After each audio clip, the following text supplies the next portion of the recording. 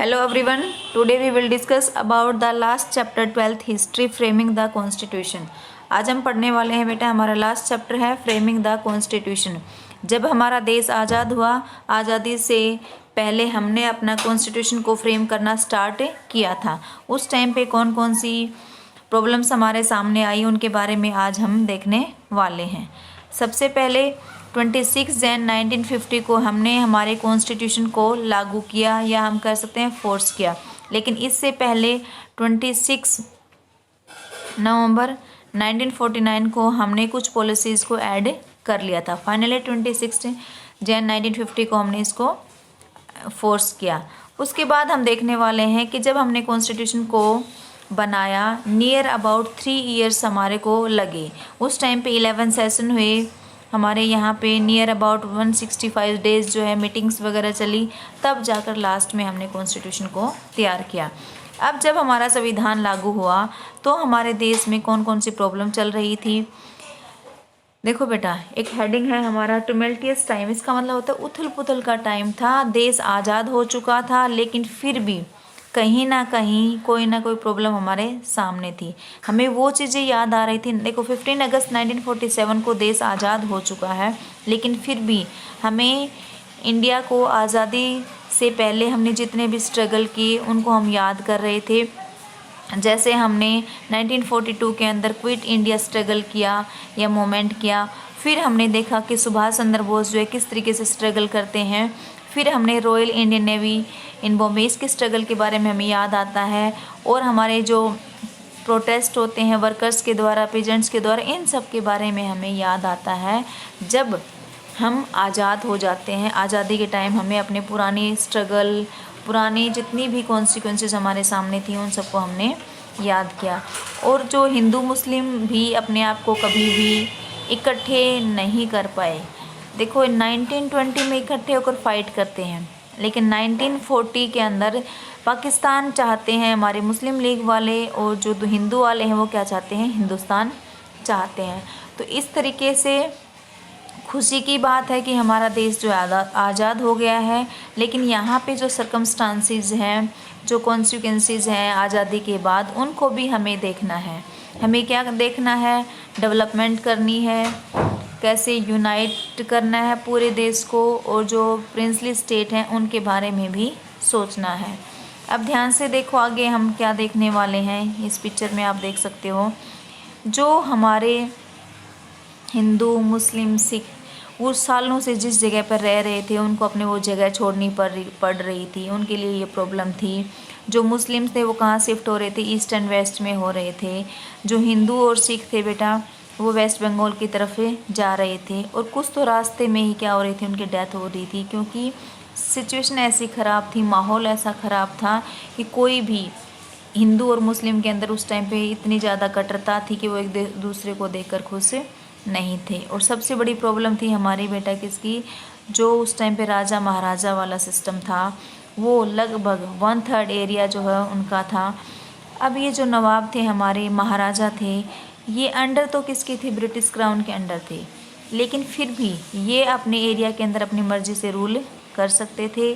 जब देश का पार्टीशन हुआ तो ये भी दुविधा में थे, इनको भी डायलेमा था कि हम क्या करेंगे, हमें इंडिपेंडेंट रहने दिया जाएगा या नहीं। ये सभी चीज़ें जो है हमारी कॉन्स्टिट्यूशन असेंबली से भी दूर नहीं थी। अब हम देखेंगे कि ये तो हालात थे जब संविधान हमने बनाना स्टार्ट किया, या ड्यूरिंग कॉन्स्टिट्यूशन ये चीज़ें हमने फेस की। अब इस जो कॉन्स्टिट्यूशन असेंबली है उसमें जितने भी हमारे मेंबर हैं उनको कैसे इलेक्ट किया। उनको बेटा यूनिवर्सल फ्रेंचाइजी के द्वारा इलेक्ट नहीं किया। पहले प्रोविंशियल स्टेट के क्या होते हैं, इलेक्शन होते हैं। उन्होंने ही अपने चुने हुए जितने भी कैंडिडेट थे उनमें से उन्होंने अपने किसमें मेंबर बनाए, कॉन्स्टिट्यूशन असेंबली के मेंबर बनाए। और जो कॉन्स्टिट्यूशन असेंबली है ये हमारे सामने एक अकेली पार्टी जो कांग्रेस है उसके सामने हमारे सामने आती है। मतलब आप क्या कह सकते हो बेटा, जो कॉन्स्टिट्यूशन असेंबली थी इसमें जो मैक्सिमम मेंबर थे वो किसके थे, हमारे कांग्रेस पार्टी के थे। इसके पीछे रीज़न था, ध्यान से सुनो क्यों थे। क्योंकि उस टाइम पर देखो बेटा, कांग्रेस पार्टी ने इलेक्शन जीता उन एरिया में जहाँ पे जनरल सीटें थी, और मुस्लिम लीग ने वहाँ से इलेक्शन जीता जहाँ पे रिजर्व्ड सीट थी।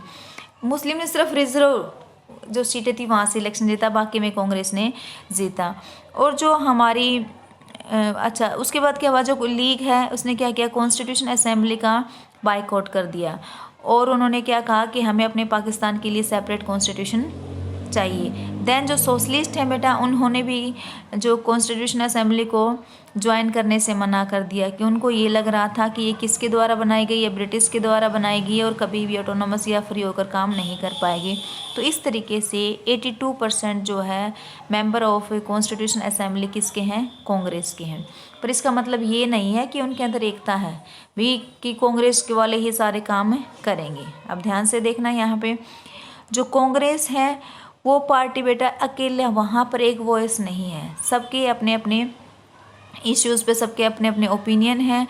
जैसे कुछ मेंबर्स हैं बेटा जो सोशलिज्म को फॉलो करते हैं, कुछ जो है जमींदारी प्रथा को फॉलो करते हैं, कुछ हमारे क्या है सेकुलर धर्मनिरपेक्षता को फॉलो करते हैं। और लेकिन फिर भी हमारे जितने भी कांग्रेस मेंबर थे उन्होंने सीख लिया था, जितने भी हमारे मूवमेंट चल रहे थे, कि किस टाइम से किस तरीके से नेगोशिएट के द्वारा हम इन डिफरेंसेस को कम कर सकते हैं। इसीलिए कॉन्स्टिट्यूशन असेंबली के अंदर भी हमारे जो कांग्रेस मेंबर्स हैं ये चुप नहीं रहे। अब ये टाइम पीरियड आ जाता है जब हमारा कॉन्स्टिट्यूशन असेंबली के द्वारा कॉन्स्टिट्यूशन जो है बनाया जा रहा है। उस टाइम पे पब्लिक के अंदर जितनी भी डिबेट होती है उनका डिस्कशन भी यहाँ पे होता है, और कॉन्स्टिट्यूशन असेंबली के अंदर जितने भी डिबेट होते हैं, जितने भी आर्गूमेंट होते हैं, उनको न्यूज़पेपर में रिपोर्ट किया जाता है और पब्लिक से पूछा जाता है, पब्लिक की राय यहाँ पे ली जाती है। अब ध्यान से देखना, इसमें क्या दिखाया गया है कि जब डिबेट चल रही थी हमारे कॉन्स्टिट्यूशन के टाइम पे, अगर किसी भी मुद्दे पर डिबेट होती हैं, उनको क्रिटिसाइज़ किया जाता है, तो रिजल्ट हमेशा क्या आता है, अच्छा आता है। और दूसरा यहाँ पे एक अच्छी चीज़ ये है कि फ़र्स्ट ऑफ ऑल हम देखते हैं जो भी हमारे एससी हैं, बीसी हैं, माइनॉरिटी हैं, उन सब से वहाँ पे कलेक्टिव पार्टिसिपेशन के लिए बोला जाता है। उनसे पूछा जाता है कि उनकी नीड क्या है। जैसे फिर उनसे नीड पूछी जाती हैं, तो जो हमारे लिंग्विस्टिक माइनॉरिटीज़ थे वो क्या चाहते थे कि उनकी मदर टंग को प्रोटेक्शन मिले। जो रिलीजियस वाले हैं वो क्या चाहते थे कि उनको प्रोटेक्शन मिले हर फील्ड में। और जो दलित हैं उनकी डिमांड थी कि जो कास्ट ऑपरेशन होता है, जो जातिवाद होता है, इसको दबाया जाता है, इसको ख़त्म किया जाए और उनको रिजर्वेशन मिले गवर्नमेंट जॉब के अंदर। और यहाँ पे एक और इम्पोर्टेंट जो मुद्दा है वो है जो कल्चरल राइट्स हैं और सोशल जस्टिस है, इस पर भी काफ़ी डिबेट होती हैं असेंबली में। तो इस तरीके से हम कह सकते हैं कि जो हमारा कॉन्स्टिट्यूशन है उसमें काफ़ी डिबेट्स होती हैं, हेल्दी डिबेट होती हैं, और नेट सेल में रिजल्ट अच्छा निकल कर आता है। द डोमिनेंट वॉइस, जो डोमिनेंट वॉइस है उसके बारे में अब हम पढ़ेंगे। First of all constitution assembly had 300 members. यहाँ पे बेटा वैसे एक्चुअल में कितने मेंबर थे, 389 मेंबर थे कॉन्स्टिट्यूशन असेंबली के अंदर। इनमें से जो 6 पर्टिकुलरली इनका रोल जो है काफ़ी इम्पोर्टेंट था, वो उनमें से मोस्टली क्या थे, कांग्रेस के थे। जैसे अब बात करोगे यहाँ पे किसके बारे में, पंडित जवाहरलाल नेहरू के बारे में, सरदार वल्लभ भाई पटेल के बारे में, डॉक्टर राजेंद्र प्रसाद के बारे में। ठीक है, इन्होंने जो है यहाँ पे अपना काफ़ी रोल जो है इम्पोर्टेंट रोल प्ले किया था। नेहरू ने क्या किया था बेटा, ऑब्जेक्टिव रेजोल्यूशन को पास किया था, और ये कब की बात है बेटा, 13 दिसंबर 1946। ठीक है, ये एक तरीके से समरी कह सकते हो हमारे किसकी, कॉन्स्टिट्यूशन की। देन उन्होंने हमारे फ्लैग के बारे में भी बात की थी, और जो पटेल हैं वो पीछे पर्दे के पीछे रहकर अपना रोल प्ले करते हैं, या आप ये कह सकते हो उन्होंने जितने भी ओपोजिंग पॉइंट्स थे उनको रिकंसाइल करने में इम्पोर्टेंट रोल प्ले किया। डॉक्टर राजेंद्र प्रसाद असेंबली के प्रेसिडेंट थे। आपको पता है जो फर्स्ट टेम्परेरी प्रेसिडेंट बनाया गया था डॉक्टर,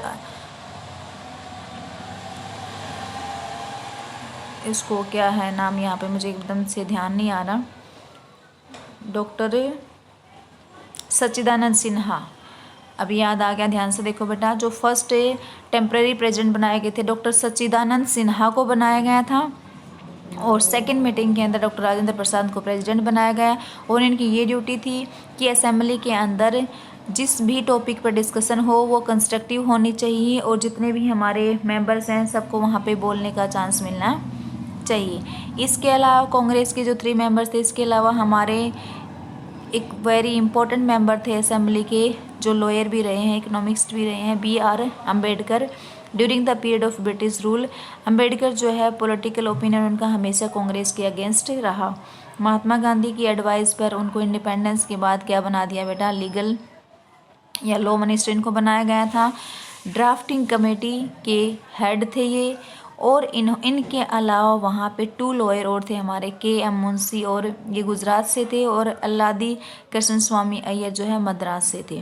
इन्होंने भी काफ़ी इंपॉर्टेंट रोल प्ले किया। इन 6 मेंबर्स के अलावा भी हमारे 2 सिविल सर्वेंट्स थे। एक थे हमारे B.N. राव जो कॉन्स्टिट्यूशनल एडवाइज़र रहे हैं, और दूसरे हैं हमारे S.N. मुखर्जी। दूसरे कौन से हैं बेटा, हमारे S.N. मुखर्जी हैं। ये भी इन्होंने अपना रोल अच्छे से प्ले किया था। अंबेडकर की रिस्पॉन्सिबिलिटी क्या थी, अब ध्यान से देखो उन्होंने क्या किया था। जो ड्राफ्ट तैयार करने की ड्यूटी उन्होंने अपने पास ली थी। नियर अबाउट 3 इयर्स का ये टाइम पीरियड था। काफ़ी जो है यहाँ पे टाइम लग गया था। 11 जो है वॉल्यूम्स हमने यहाँ पे डिस्कशन किए थे, या आप ये कह सकते हो जो कॉन्स्टिट्यूशन असेंबली के जो मेंबर्स थे वो काफ़ी अच्छे थे, अपने विचारों को बहुत अच्छे तरीके से रखते थे, और जो कोई भी अगर प्रॉब्लम आती है तो ऐसा नहीं है कि उस प्रॉब्लम को बिना किसी डिबेट के सुलझा दिया जाएगा। प्रॉब्लम है, सभी की रजामंदी होगी, सभी का एग्रीमेंट होगा, तब जाके उसके बारे में आगे कोई फैसला लिया जाएगा। एक प्रॉब्लम ये भी थी कि इंडियंस जो हैं उनको कौन सी लैंग्वेज स्पीक करनी चाहिए, political and economic system India को कौन सा फॉलो करना चाहिए, और सिटीजन्स के लिए कौन सी चीज़ें अच्छी हैं, कौन सी चीज़ें अच्छी नहीं हैं, इनके बारे में भी डिसीजन लेना उस टाइम पे काफ़ी मुश्किल था। ओके माय डियर स्टूडेंट्स, आगे वाला पोर्शन हम कल करेंगे। आज आप यहाँ तक रिवाइज करोगे।